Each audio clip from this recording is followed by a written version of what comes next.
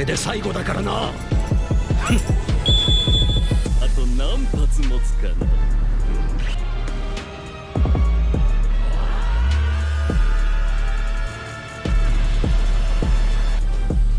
小賢しい。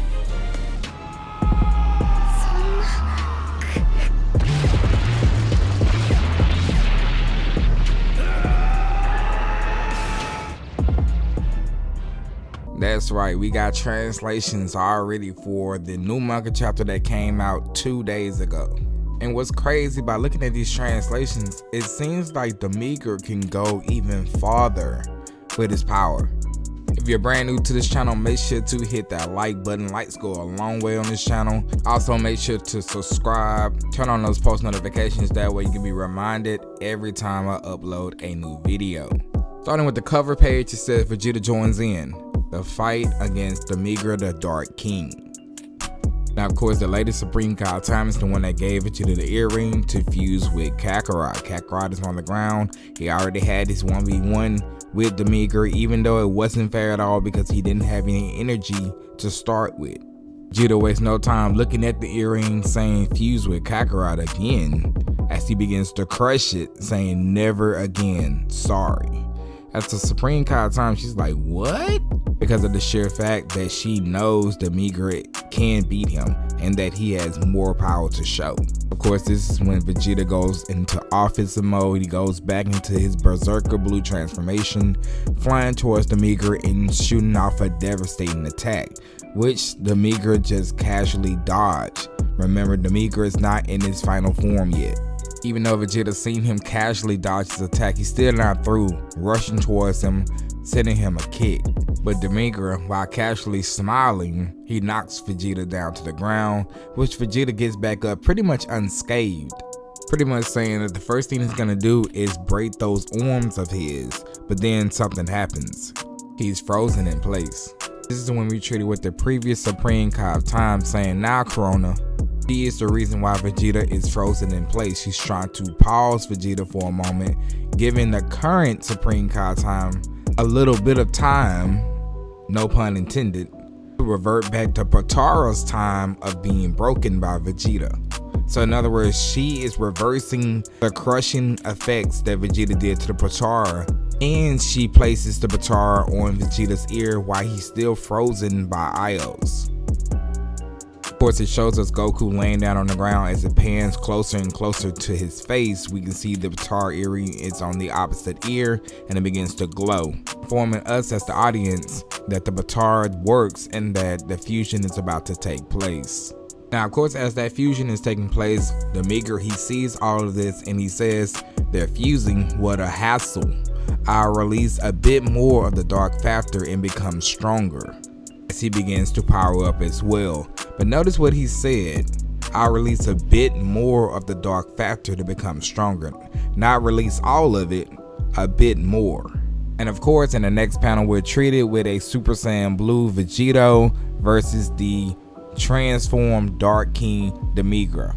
And what's different from what we've seen in the promotional anime is that the Meager actually goes for the attack on Vegito first, but Vegito's not even using his arms. He already knows the power level, the power difference between both of them. It's like we've seen back in Dragon Ball Z days with Vegito versus Majin Buu. He's using his feet to attack and defend at the same time, essentially toying with the Meager. After he just shot out some more of the dark factor, we can actually see in the Meager's face that he's having a bit of a tough time.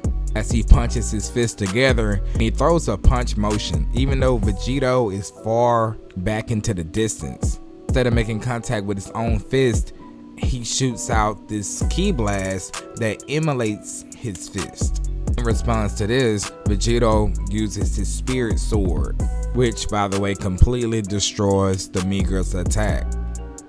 You can see Vegito smiling, he's having fun just like Gogeta is with Broly. But of course the Meager is not, he's looking concerned, he's looking like this guy is more powerful than I thought. Maybe he needs to use all of the dark factor. I don't know about you guys, but let me know in the comment section below, do you think he can bring out more dark factor to have an even more powerful evolution?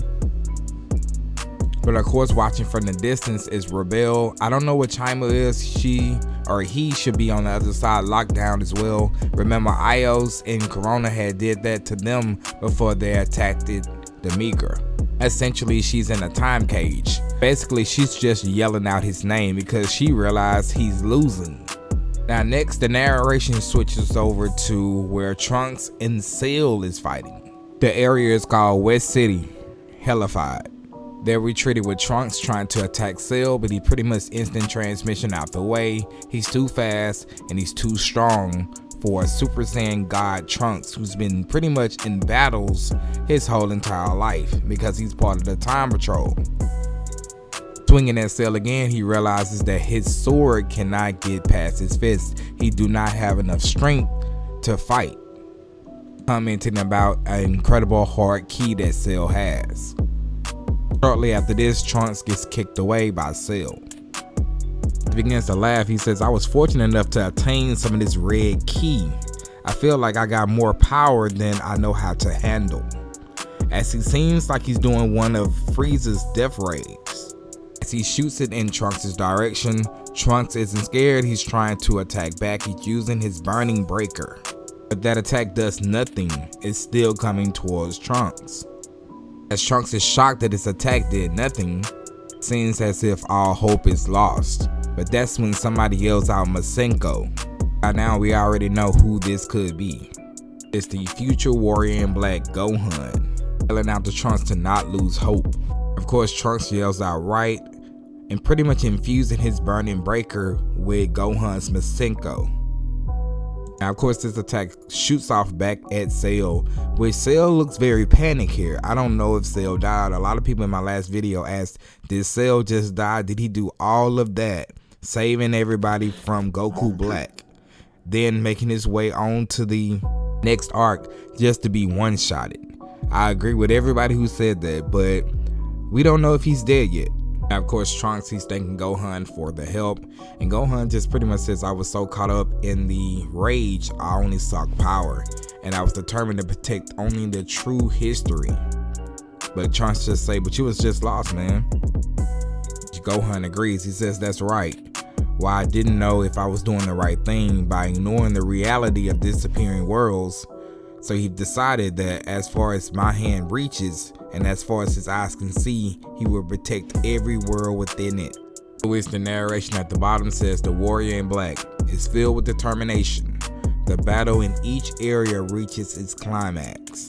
You gotta really listen to what this thing is saying. It says the battle in each area is reaching its climax. That includes Vegito and the Meager as well. Gogeta and Broly, Gohan and the Piccolos versus the Dark Demon World enemies. I honestly think we're gonna go ahead and get an episode before the next manga chapter come out, so expect to see an episode this month, maybe towards the end of this month or maybe towards the middle. We don't know the actual release date as of yet. We should get one before July the 2nd. If you stay to the end, make sure to hit that like button. Likes go a long way.